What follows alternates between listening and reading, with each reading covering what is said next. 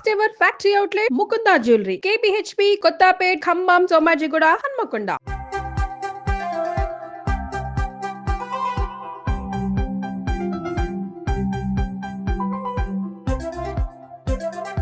Welcome to Suman TV. ఈరోజు bagara rice చేసుకుందామండి. Telangana special అయితే పేరు మంచి బగారా రైస్ అని పెద్ద పేరు ఉంది, కానీ చాలా సింపుల్, చాలా ఈజీ. ఇక్కడ ఫ్రీక్వెంట్గా చేస్తారు. అసలు ఇక్కడ మన ఈ ప్రాంతంలో తెలంగాణలో ఈ తిరగమాత పెట్టడం, పో పెట్టడం, తాలింపు పెట్టడం, దాన్ని బగారించడం అనే అంటారు. బగారించడం అంటే తిరగమాత పెట్టడం అంతే.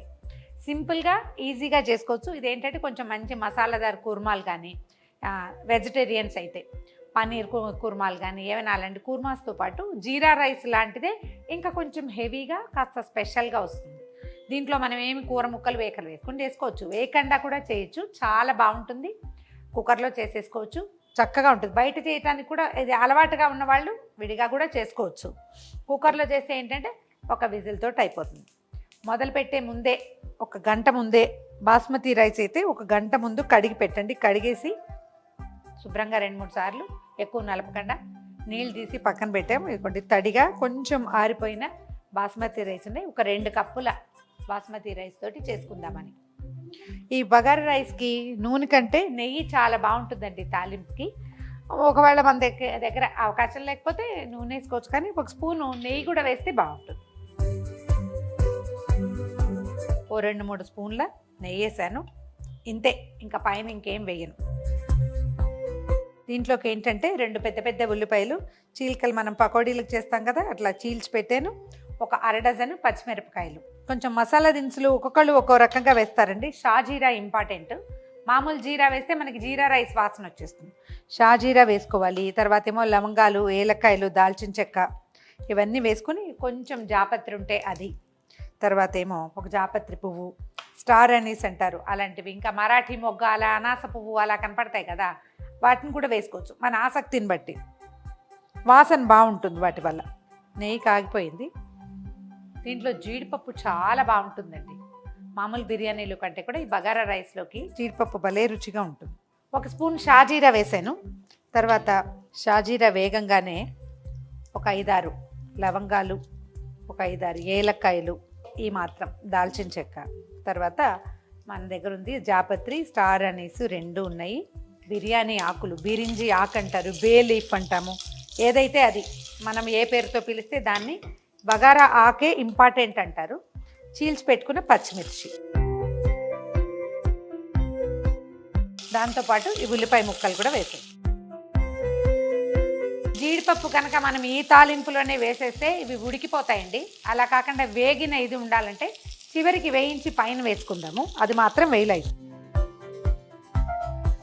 ఉల్లిపాయల్లో పచ్చిపోయి పూర్తిగా వేగే వరకు ఉంచాక 1 స్పూను అల్లం వెల్లుల్లి పేస్ట్ వేసుకుందాం.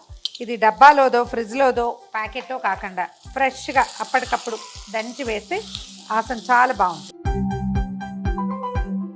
పచ్చివాసన పోయేదాకా వెయిట్ చేసేద్దాం.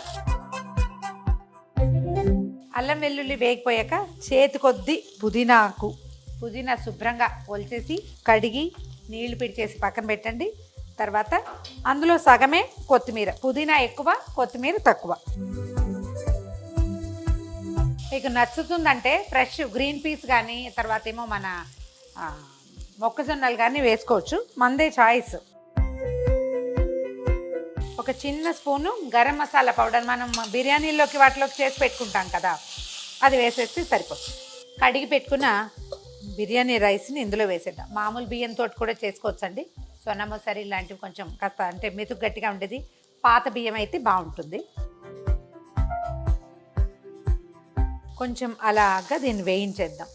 ఎక్కువగా కదపద్దు, స్పీడ్ చేస్తే ఇది ఏమవుతాయంటే మెతుకులు విరిగిపోయి శుద్ధైపోతుంది, బియ్యపు గింజలు విరిగిపోతాయి కదా.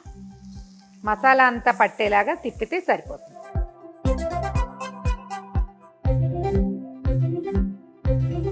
ఈ పండ్లకి అట్ల కాడలు ఉంటాయి కదా, దోసల కాడలు, అవి చాలా బాగుంటాయి. గరిటెలు పెడితే కొంచెం బియ్యపు గింజలు విరిగిపోయేందుకు అవకాశం ఎక్కువ.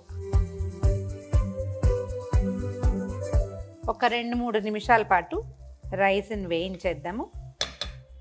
ఇది మనకి బాస్మతి రైస్ ఒక గంటన్నర ఇంచుమించుగా నానింది కాబట్టి ఒకటికి ఒకటి వేస్తే నీళ్లు సరిపోతుంది. 2 కప్పుల రైస్ కదా, 2.5 కప్పుల నీళ్ళు పోస్తున్నాను అంతే. అంటే ఒకటి మీద కొంచెం ఎక్కువ వేస్తున్నాను.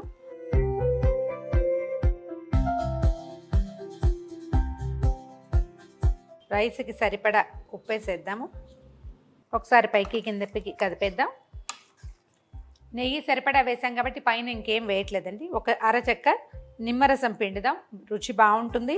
అన్నం బాగా విరిబడి కూడా వస్తుంది నిమ్మరసం వేయటం వల్ల. నిమ్మకాయ వేసాక ఒకసారి కదిపేసి మూత పెట్టేసి హై ఫ్లేమ్ మీద ఒక్క విజిల్ రానిస్తే ఈ రైస్కి సరిపోతుంది. కానీ విజిల్ని కదపడం కానీ అలా ఏమీ చేయకుండా ఒక 15 నిమిషాల పాటు దాన్ని అలాగే వదిలేయాలి. హీట్కి దాని అంతటా అది మొత్తం చక్కగా సెటిల్ అవుతుంది. వెయిట్ పెట్టేద్దాము. ఒక విజిల్ రానిచ్చి స్టవ్ ఆపేద్దాం. కుక్కర్ ఒక విజిల్ వచ్చింది, ఆపేసాను. స్టవ్ మీద అలాగే ఉండనివ్వండి, దాన్ని కదపద్దు, తీయద్దు. పూర్తి స్టీమ్ అంతా తగ్గిపోయి కుక్కర్ మూత దాని అంతటా అది ఊడొచ్చేదాకా అట్ట పెట్టేసేయాలి. జీడిపప్పులు వేయించి పక్కన పెట్టాను. ఇది రాగానే జీడిపప్పులు అందులో వేసేయటం, ఒకసారి పైకి కిందకి కలిపి సర్వ్ చేసుకోవటమే. మన కుక్కర్ మూత తీసి చూద్దాం ఎలా వచ్చిందో. చక్కగా పొడిలాడుతూ ఉంది చూడండి. జీడిపప్పులు వేయించి పెట్టుకున్నాం కదా, ఇవి ఇందులో కలిపేద్దాం. ఒక్కసారి ఎక్కువగా కాకుండా పైనుంచి కిందకి తిరగేస్తే సరిపోతుంది. అడుగంటలేదు, చక్కగా ఎక్సలెంట్గా వచ్చింది. ఇలా డైరెక్ట్గా కొంచెం పెరుగు పచ్చడి రైతా నలుచుకుని తినేయచ్చు. ఏదైనా మంచి మసాలాదార్ కూరలు ఏమైనా ఉంటే వాటితో పాటు తినచ్చు. ఎలా కావాలంటే అలాగా.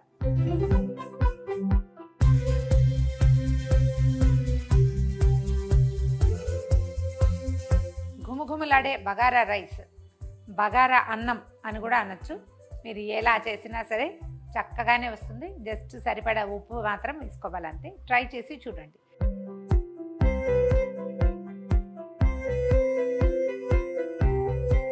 ఈ వీడియో కనుక మీకు నచ్చినట్లయితే లైక్ చేయండి, షేర్ చేయండి. మరిన్ని ఇంట్రెస్టింగ్ వీడియోల కోసం సుమన్ టీవీకి సబ్స్క్రైబ్ చేసుకోండి.